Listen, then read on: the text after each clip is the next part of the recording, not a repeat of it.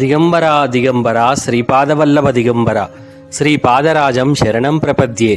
సంపూర్ణ శ్రీపాద శ్రీవల్లభ చరితామృతము అధ్యాయము 11. సుబ్బయ్య శ్రేష్ఠి చింతామణి బిల్వమంగళుల వృత్తాంతము. శ్రీ గణేశాయ నమః. శ్రీ సరస్వత్యై నమః. శ్రీ గురుభ్యో నమః. దత్తారాధన వలన సకల దేవతారాధన ఫలము. శ్రీపాదుల జన్మము అత్యద్భుత జ్యోతిర్మయము. శ్రీ సుబ్బయ్య శ్రేష్ఠి ఆ మరునాడు ఈ విధముగా సెలవిచ్చెను. శ్రీ దత్తప్రభువు సర్వదేవతా స్వరూపులు.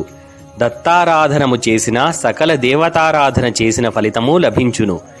సర్వదేవతలలోనూ అంతర్లీనముగా శ్రీ దత్తులే ఉన్నారు. శ్రీ సుమతీమాత శని ప్రదోష సమయమున అనసూయాతత్వమునందలి పరమశివుని ఆరాధించెడివారు. అందువలన శ్రీ దత్తప్రభువులోని శివతత్వము అనసూయాతత్వమునందు ప్రతిబింబించి అనసూయామాతతో సమానమైన స్థితినందున్న సుమతీమాత యొక్క గర్భమునందు శ్రీపాద శ్రీవల్లభ రూపమున అవతరించినది. ఇది ఒకానొక అద్భుత యోగ ప్రక్రియ. వారు మాతాపితృ సంయోగము వలన కాక యోగ నిష్ఠులయ్యున్న అపరరాజు శర్మ సుమతీమాతల నేత్రముల నుండి యోగజ్యోతులు ప్రభవించి అవి సంయోగము చెంది సుమతీమాత గర్భమునందు నిలిచి నవమాసములు నిండిన తదుపరి కేవలము జ్యోతి స్వరూపముగా మాత్రమే వెలువడినది. శ్రీపాదులు వస్తుతః జ్యోతి స్వరూపులు. వారు 3వ సంవత్సరము నుండి కొన్ని వింత శక్తులను ప్రకటించసాగిరి. శ్రీపాదుల వారి తరువాత వారికి శ్రీ విద్యాధరి, రాధా, సురేఖ అను 3 సోదరీమణులు జన్మించిరి. శ్రీ విద్యాధరి జననమందిన రోజున బాపనార్యుల దూరపు బంధువు మల్లాది రామకృష్ణావధాన్లు అను మహాపండితుడు వారి ఇంటికి వచ్చెను. వారికి చంద్రశేఖరుడను కుమారుడుండెను. గండికోట వారింట మహాలక్ష్మియే జనించెను. ఆమె మల్లాది వారి కోడలైన బాగుండునని బంధువులు ముక్తకంఠముతో పలికిరి. శ్రీపాదుల వారు కూడా తమ సోదరి శ్రీ విద్యాధరిని చంద్రశేఖరునకిచ్చి వివాహము చేసిన బాగుండుననిరి. శ్రీపాదుల వారు సిద్ధ సంకల్పులు, వజ్ర సంకల్పులు. వారి వచనానుసారమే తదుపరి కాలమునందు శ్రీ విద్యాధరికిని చంద్రశేఖరావధాన్లునకును రంగరంగ వైభవముగా పీఠికాపురమున వివాహమాయెను. రాధయను సోదరిని విజయవాటికా నివాసులైన విశ్వనాథ మురళీకృష్ణావధాన్లు గారికిని, సురేఖయను సోదరిని మంగళగిరి నివాసులైన తాడేపల్లి దత్తాత్రేయ అవధాన్ల గారికిని ఇచ్చి వివాహము చేసిరి. నాయనా శంకరభట్టు, శ్రీపాదుల వారి లీలలు అనూహ్యములు. ఆ లీలలను స్మరించువారికి పాపములు నశించును. గోదావరి మండలం నందు తాటంకపురము అన తణుకు అను గ్రామము కలదు. అందు అనేక వాజపేయములను, పౌండరీకములను, మహాయాగములను ఆచరించిన పరమ పవిత్రమైన వంశము ఒకటి కలదు. వారే వాజపేయ యాజుల వారు. పీఠికాపురమునందలి మల్లాది వారికిని, తణుకు వాజపేయ యాజుల వారికిని సన్నిహిత సంబంధములు కలవు. అయితే వాజపేయ యాజుల వారు ఇదం బ్రాహ్మ్యం ఇదం క్షాత్రం అను సిద్ధాంతమునందు విశ్వాసము కలవారు. వారు వశిష్ఠ, శక్తి, పరాశర సత్రయా ఋషి ప్రవరాన్విత పరాశర గోత్ర సంభవులు. వారు ఋగ్వేదులు. మల్లాది వారు యజుర్వేదులు. కర్ణాట దేశమున ఋగ్వేదము పఠించు బాలకులకు సరి అయిన బోధకులు లేకుండిరి. ఆ సందర్భమున తణుకునందున్న వాజపేయ యాజుల మాయణాచార్యుల వారిని వారాహ్వానింప కర్ణాట దేశమునందున్న హోయసాలకు వారు వలస వెడలిరి. అంతటి నుండి వారిని హోయసాల బ్రాహ్మణులని పిలువసాగిరి. వారు బ్రాహ్మణ వృత్తిని, క్షాత్ర వృత్తిని సమముగా స్వీకరించిరి. సనాతన ధర్మమును సంరక్షించు నిమిత్తము వారు ఎన్నియో పడరాని పాట్లు పడిరి. మాయణాచార్యులకు 2 కుమారులు. ఒకరు మాధవాచార్యులు, రెండవ వారు సాయణాచార్యులు. వీరిరువురును ఉద్దండ పండితులే. సాయణాచార్యుల వారు వేదములకు భాష్యమును వ్రాసిరి. మాధవాచార్యులు మహాలక్ష్మి అనుగ్రహమునకై తీవ్ర తపమాచరించిరి. మహాలక్ష్మి ప్రసన్నము కాగా వారు తమకు విశేషమైన లక్ష్మీ కటాక్షము కావలెననిరి. అంతటా శ్రీదేవి, నాయనా అది నీకు ప్రస్తుత జన్మమున సాధ్యము కాదు అనెను. వారు వెంటనే అమ్మా, నేను సన్యసించుచున్నాను, నాకు ఇప్పుడు 2వ జన్మయే కదా అనిరి. శ్రీదేవి అనుగ్రహించెను. వారు లోహమును ముట్టుకొన్నా అది బంగారముగా మారుచుండెడిది. వారే విద్యారణ్య మహర్షులు.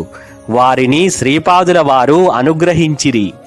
వారికి 3వ తరముగా సన్యాసాశ్రమ పరంపరలో శ్రీకృష్ణ సరస్వతిగా జన్మించున్నది వారే.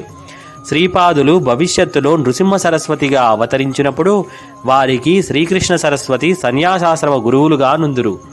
వారికి భోగములయందు కాంక్ష నశింపలేదు గనుక తదుపరి శతాబ్దములలో సాయణాచార్యుల వంశములో గోవింద దీక్షితులుగా జన్మించి తంజావూరు ప్రభువులకు మహామంత్రి అయి రాజర్షిగా వేణోళ్ళ కొనియాడబడెదరు. ఇది అంతయును భవిష్యవాణి. ఇది శ్రీపాదుల వారే స్వయముగా నిర్ణయించిన విధి విధానము. వారు సత్య సంకల్పులు కనుక విధిగా ఈ భవిష్యద్వాణి జరిగి తీరుడు. అనేక దేవతారాధనలు చేయునప్పుడు ఆయా దేవతలలో దత్తప్రభువు చైతన్యము ప్రతిబింబించి నూత్న చైతన్యముగా మార్పు నొంది సాధకుల అభీష్టములను నెరవేర్చును. దత్తప్రభువుని ఆశ్రయించినచో ఏ దేవతాంశము వలన ఎంత మేరకు ఏ పని నిర్వర్తింపబడవలనో దత్తప్రభువే నిర్ణయించి కంటికి రెప్పవలే కాపాడును. ధ్రువుడు కఠోర తపమాచరించెను. అతనికి శ్రీ మహావిష్ణువు తన అపారమైన అనంతమైన పితృవాత్సల్యమును పంచి ఇచ్చెను. ఆ ధ్రువుడు కలియుగములో అవతరించినప్పుడు భగవంతుని అపారమైన పితృవాత్సల్యమును అనంత కారుణ్యమును పొందవలసినదిగా తన అనుయాయులకు బోధించెను. భగవంతుని యొక్క అనంతమైన క్షమాగుణమును అపారమైన ప్రేమతత్వమును భూమి మీదకి ప్రసరింపచేయుటకి క్రీస్తు ప్రభుని ఆగమనము. శ్రీ దత్తప్రభువు సగుణతత్వమునకు నిర్గుణతత్వమునకు అతీతమును ఆధారమును అయిన పరమతత్వము. అది ఏ చరమతత్వము, అది ఏ ఆదితత్వము, అది ఏ ఆద్యంతరహిత తత్వము. కేవలము అనుభవపూర్వకముగా తెలుసుకునవలనే గాని అది ఈ విధముగా ఉండునని మనము తర్క బుద్ధితో యోచించుట కేవలము నిష్ఫలము. ఒక పని జరుగుటకు గాని జరగకుండుటకు గాని వేరొక విధముగా జరుగుటకు గాని గల సర్వ సామర్థ్యమే శ్రీపాద శ్రీవల్లభ అవతార రహస్యము. శ్రీపాద తత్వము. తాను స్వయముగా దత్తాత్రేయుడనని వచించిన శ్రీపాదులు తమ ఇంట నుండెడి కాలాగ్నిశమన దత్తుని ఆరాధించువారు. ఒక పర్యాయము బాపనార్యులు ఈ విషయమున మదనపడి శ్రీపాదుల వారినే, నాయనా శ్రీపాద, నీవు దత్తుడవా లేక దత్త ఉపాసకుడవా అని ప్రశ్నించిరి. అంతటా వారిట్లనిరి, నేను దత్తుడనని చెప్పునప్పుడు నేను దత్తుడనే అగుచున్నాను. నేను దత్త ఉపాసకుడనని చెప్పునప్పుడు దత్తోపాసకుడనే అగుచున్నాను. నేను శ్రీపాద శ్రీవల్లభుడనని చెప్పునప్పుడు శ్రీపాద శ్రీవల్లభుడనే అగుచున్నాను. నేను ఏది సంకల్పించినా అది జరుగును. నేను ఏ విధముగా అనుకొనినా అదే అగుచున్నాను. ఇదే నా తత్వము. తాతగారికి ఇదంతయును అయోమయముగా నుండెను. అంతటా శ్రీపాదులిట్లనిరి, తాత, నీవు నేను ఒకటే. రాబోవు జన్మలో ముమ్మూర్తులా నిన్ను పోలిన శరీరముతో మాత్రమే అవతరింపనున్నాను. నీలో సన్యాసాశ్రము స్వీకరించవలనడి కోరిక ప్రబలముగా ఉన్నది. నీవు ఈ జన్మలో గాని వచ్చే జన్మలో గాని సన్యాసిగా ఉండుట నా సంకల్పములో లేదు. ముమ్మూర్తులా నీ రూపములో అవతరించి నీ కర్మబంధములను వాసనా విశేషములను ధ్వంసము చేయదలచినాను అని గోముగా తాతగారి భ్రూమధ్యమును తాకెను. అది కూటస్థ చైతన్యమునకు ఆవాసము. వారు కొద్ది క్షణముల పాటు హిమాలయములలో నిశ్చల తపోసమాధిలోనున్న బాబాజీని చూచెను. వారు కొంతసేపటికి ప్రయాగ మహాక్షేత్రములోని త్రివేణి సంగమములో స్నానము చేయుటను గాంచెను. ఆ తదుపరి శ్రీపాదవల్లభ రూపమును గాంచెను. ఆ స్వరూపము కుక్కుటేశ్వరాలయమునందలి స్వయంభూదత్తునిలో అంతర్లీనమాయెను. దానిలో నుండి అవధూత స్వరూపము వెడలెను. తన కుమార్తెయగు అఖండ లక్ష్మీ సౌభాగ్యవతి సుమతీ మహారాణి ఆ అవధూతకు భిక్షనిచ్చుటను గాంచెను. ఆ అవధూత స్వరూపమే శ్రీపాద శ్రీవల్లభ రూపమును పొంది సుమతీ మహారాణి ఒడిలో పసిబిడ్డగా నుండుటను చూచెను. ఆమె ఒడి నుంచి విడివడి 16 సంవత్సరముల యువకునిగా మారుటను గమనించెను.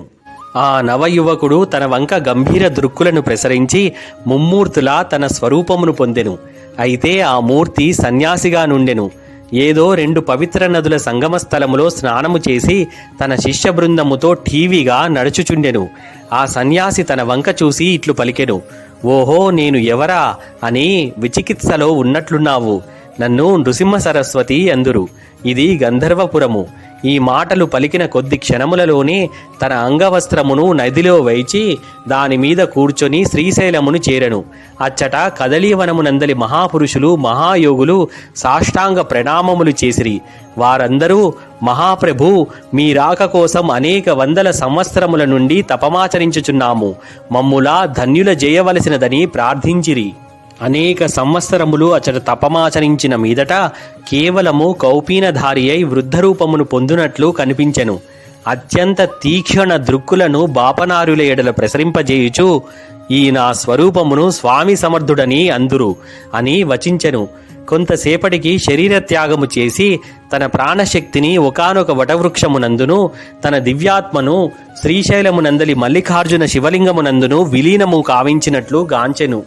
మహాపవిత్రమును అత్యంత శక్తివంతమైన ఆ శివలింగము నుండి మేఘ గంభీర స్వరముతో, బాపనార్య, నీవు ధన్యుడవు. అగ్రాహ్యమును అవాంగ్మానస గోచరమును అనంతమును కేవల జ్ఞానస్వరూపమును అనాద్యంతమును అయిన నన్ను నీవు నీ యొక్క క్రియాయోగ శక్తి వలన సూర్యమండలము నుండి శక్తిపాతమునరించి ఈ జ్యోతిర్లింగమునందు ఆకర్షించితివి. 18,000 మంది దివ్యపురుషులు ఈ జ్యోతిర్లింగమునందు విలీనుడైన నన్ను సదా సేవించెదరు. ఈ జ్యోతిర్లింగ దర్శనము చేయువారికి సదా ఆ దివ్యపురుషులు భౌతిక ఆధ్యాత్మిక ప్రగతియందు దోహదపడెదరు. త్రిమూర్తి స్వరూపుడనైన నేను శ్రీపాద శ్రీవల్లభ నరసింగ సరస్వతి స్వామి సమర్థ స్వరూపములలో నిన్ను అనుగ్రహించుచున్నాను అని మాటలు వినిపించెను. నాయనా శంకరభట్టు, శ్రీ గురుని లీలలు అనూహ్యములు. కొంతవడికి బాపనార్యులు ప్రకృతిస్థులైరి. తమకు ఎదురుగా అమాయకమైన ముఖముతో చిరునవ్వులు చిందించుచు 3 సంవత్సరముల ప్రాయములో ఉన్న శ్రీపాదుల వారిని చూచిరి. ఈ వింత అనుభవము వారికి దివ్య మధురముగా నుండెను.